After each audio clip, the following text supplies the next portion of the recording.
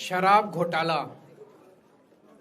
Bharatiya Janata party ने पिछले 4 साल से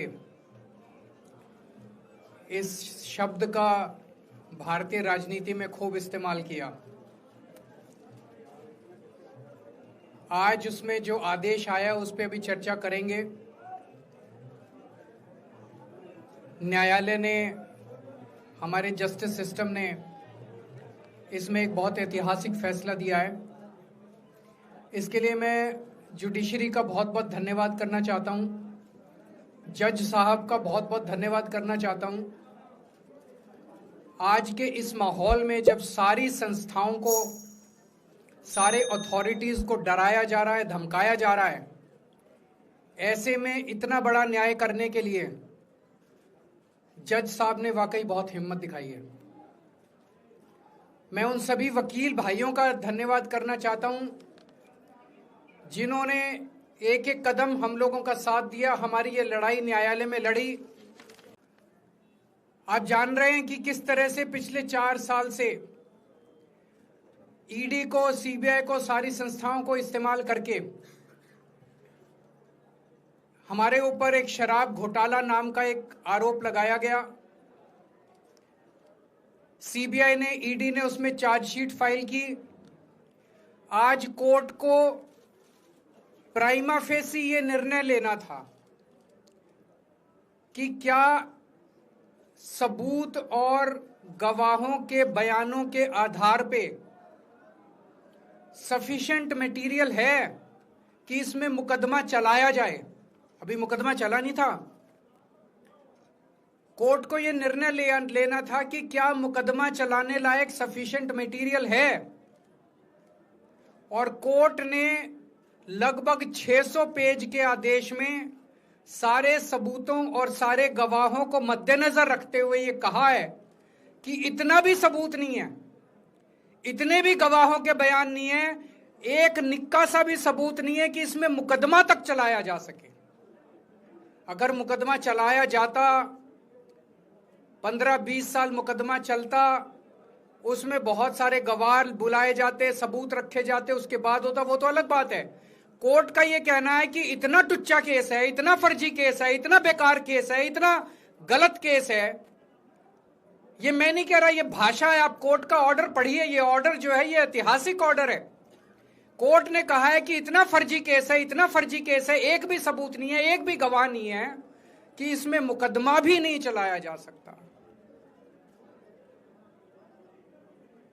ये पूरा षड्यंत्र किसने रचा, क्यों रचा? ये पूरा षड्यंत्र 2 लोगों ने मिलकर रचा, नरेंद्र मोदी जी और अमित शाह जी। और आज उन दोनों को पूरे देश से माफी मांगनी चाहिए। उन दोनों ने मिलकर षड्यंत्र रचा कि आम आदमी पार्टी को खत्म किया जाए, आम आदमी पार्टी को बर्बाद किया जाए। और उस षड्यंत्र के तहत आजाद भारत का सबसे बड़ा और सबसे घिनौना षड्यंत्र रचा उन लोगों ने। वो देख रहे थे कि दिल्ली में वो हमें नहीं हरा सकते। वो देख रहे थे कि दिल्ली की जनता हमारे कामों से बहुत खुश है। वो देख रहे थे दिल्ली में कामों की राजनीति के आधार पे वो कहीं खड़े नहीं होते। तो उन्होंने एक षड्यंत्र रचा। जनता जानती है कि केजरीवाल ईमानदार, उन्होंने कहा केजरीवाल की ईमानदारी पे चोट करो। जनता जानती है कि आम आदमी पार्टी ईमानदारी, उन्होंने कहा आम आदमी पार्टी की ईमानदारी पे चोट करो।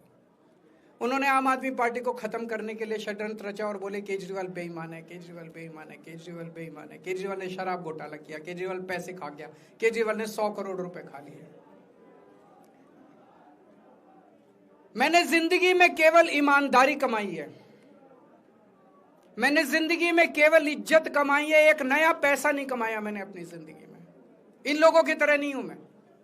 मैंने जिंदगी में एक नया पैसा नहीं कमाया, केवल ईमानदारी कमाई है।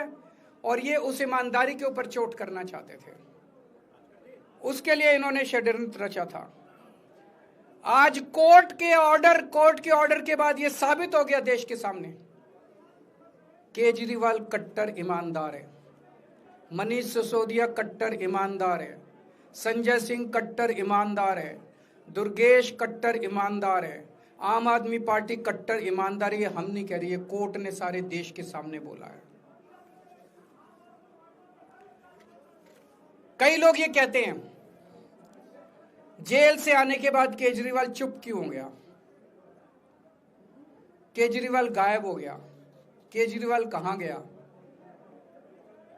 मैं कोई नेता नहीं हूं, मैं कोई पॉलिटिशियन नहीं हूं। पॉलिटिशियन को फर्क नहीं पड़ता, उनको 4 गाली दे दो, मोटी चमड़ी होती है उनकी। मेरे को, मैंने जिंदगी में केवल ईमानदारी कमाई है। मेरे को जब कोई बेईमान बोलता है मुझे फर्क पड़ता है। मेरे को जब जेल भेजा जाता है, मेरे परिवार के ऊपर ताने मारे जाते हैं, मेरे को फर्क पड़ता है। केजरीवाल को फर्क पड़ता है। इसलिए मैंने तय किया था कि जब सारे देश के सामने मैं निर्दोष साबित हो जाऊंगा तब तक मैं चुप रहूंगा। आज मेरे दिल से बहुत बड़ा बोझ उतर गया। मैं मोदी जी को कहना चाहता हूं, मोदी जी आपने हमारे ऊपर इतने केस कर लिए, आपने ईडी छोड़ दी, आपने सीबीआई छोड़ दी, आपने पुलिस छोड़ दी, आपने इनकम टैक्स छोड़ दिया हमारे पीछे, आपने जेल भेज दिया हमारे 5 सबसे बड़े नेताओं को। आम आदमी पर एक समय ऐसा था जब आम आदमी पार्टी के सबसे टॉप के 5 नेता जेल में थे एक साथ। उसके बाद भी केजरीवाल का कुछ नहीं बिगाड़ सके। अब तो एक ही तरीका बचा है मोदी जी केजरीवाल से निपटने का, केजरीवाल का कत्ल करवाना पड़ेगा, केजरीवाल की हत्या करवानी पड़ेगी। उसके अलावा अब केजरीवाल आपसे संभलने वाला नहीं है। अब आपके बस का नहीं है केजरीवाल, आपने सब कुछ करके देख लिया, अब केजरीवाल का कत्ल ही करवाना पड़ेगा। और एक तरीका है, मैं पहले भी बोल चुका, लेकिन वो मोदी जी के बस का नहीं है। मैंने 500 स्कूल बनवाए दिल्ली में, आप 5000 स्कूल बनाओ। मैंने दिल्ली की सड़कें अच्छी करी, आप पूरे देश की सड़कें ठीक कर दो, देखो केजरीवाल को कोई पूछेगा ही नहीं। केजरीवाल ने 200 मोहल्ला क्लिनिक बनाए, आप 20,000 मोहल्ला क्लिनिक बनाओ। आप तो देश के प्रधानमंत्री हो, अरे अच्छे काम करो ना। वो नहीं होता मोदी जी से, वो मोदी जी से नहीं होता। मैं उनको कहना चाहता हूं, प्रधानमंत्री जी, केवल सत्ता की जो प्रधानमंत्री मोदी जी की और अमित शाह जी की सत्ता की हवस है, ये उसका नतीजा है जो ये षड्यंत्र रचा गया।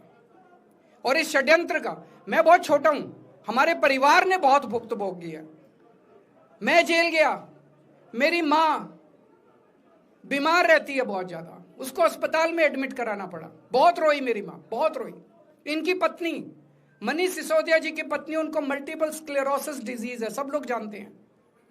जब सुप्रीम कोर्ट में केस चल रहा था, संजीव खन्ना जी ने कहा कि बहुत गंदी बीमारी है, उनके नीचे का पूरा पोर्शन काम नहीं करता और धीरे धीरे बीमारी बढ़ती जा रही है। हमारे परिवार ने बहुत भुगता है, लेकिन वो इंपॉर्टेंट नहीं है, हम इंपॉर्टेंट नहीं है, हमारा परिवार भी इंपॉर्टेंट नहीं है। लेकिन मोदी जी और अमित शाह जी के षड्यंत्र का खामियाजा जो दिल्ली भुगत रही है, दिल्ली के 3 करोड़ लोग भुगत रहे हैं, उसकी भरपाई कौन करेगा। आज दिल्ली में कहीं चले जाओ, सारी सड़कें टूटी पड़ी हैं, अस्पतालों में दवाइयां मिलनी बंद हो गई हैं, मोहल्ला क्लिनिक बंद किए जा रहे हैं, स्कूलों का बुरा हाल हो रहा है। पूरे दिल्ली में पोल्यूशन इतना ज्यादा कभी दिल्ली की जनता ने नहीं देखा था। यमुना का बहुत बुरा हाल हो गया है। एक चीज बता जो तो दिल्ली में इन्होंने ठीक करी हो, पूरी दिल्ली का बेड़ा गर्क कर दिया। सबसे बड़ा खामियाजा मोदी जी और अमित शाह जी की सत्ता की हवस, उसका सबसे बड़ा खामियाजा दिल्ली के 3 करोड़ लोगों ने भुगता है। दिल्ली के लोगों से जाके पूछो। आज मैं चैलेंज करता हूं मोदी जी को, मोदी जी हिम्मत है दिल्ली में दोबारा चुनाव करा के दिखा दो, 10 से ज्यादा तुम्हारी सीट आ जाए मैं राजनीति छोड़ दूंगा, तुम्हारी 10 से ज्यादा सीट आ जाए मैं राजनीति छोड़ दूंगा। दिल्ली की जनता त्रस्त हो चुकी है तुम लोगों से।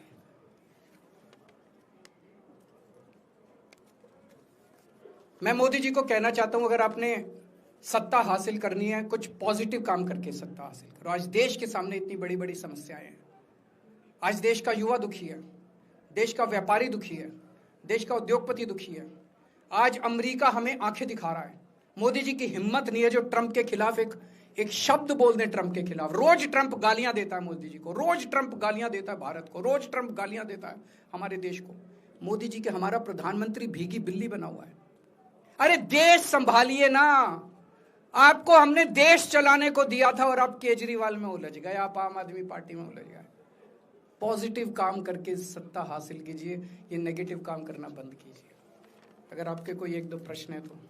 क्या आपको उम्मीद है कि अब ईडी के मामले को भी? ईडी मामला खत्म हो गया, सीबीआई के मामले के बेस पे ईडी था, वो अब फॉर्मेलिटी बची है। हम अगले हफ्ते एप्लीकेशन डालेंगे, ईडी का मामला खत्म हो जाएगा। में कांग्रेस कह रही है कि ये बीजेपी ने जो है कांग्रेस को नुकसान पहुंचाने के लिए आपको जो है राहत दिलवा दी है। मैं आपसे पूछना चाहता हूं, केजरीवाल जेल गया, रॉबर्ट वाड्रा जेल गया, संजय सिंह जेल गया, क्या राहुल गांधी जेल गया? मनीष सिसोदिया जेल गया, सोनिया गांधी जी जेल गई? किस मुंह से बात करते हैं? शर्म नहीं आती कांग्रेसियों को? ले जाए, वो तो ले जाए, उनका हक है। सुप्रीम कोर्ट भी जाएंगे, हाई कोर्ट भी जाएंगे। जैसे निचली कोर्ट में न्याय हुआ, ऐसे ऊपरी कोर्ट में भी न्याय हुआ। जब कोई सबूत है ही नहीं, जब कोई गवाह है ही नहीं, तो ऊपर के कोर्ट में भी कहां से लाएंगे सबूत, कहां से लाएंगे गवाह? आज कोई छोटा मोटा उन्होंने डिस्चार्ज कर दिया है हमें, उन्होंने कहा कोई आरोप ही नहीं बनता। इसके अलावा जो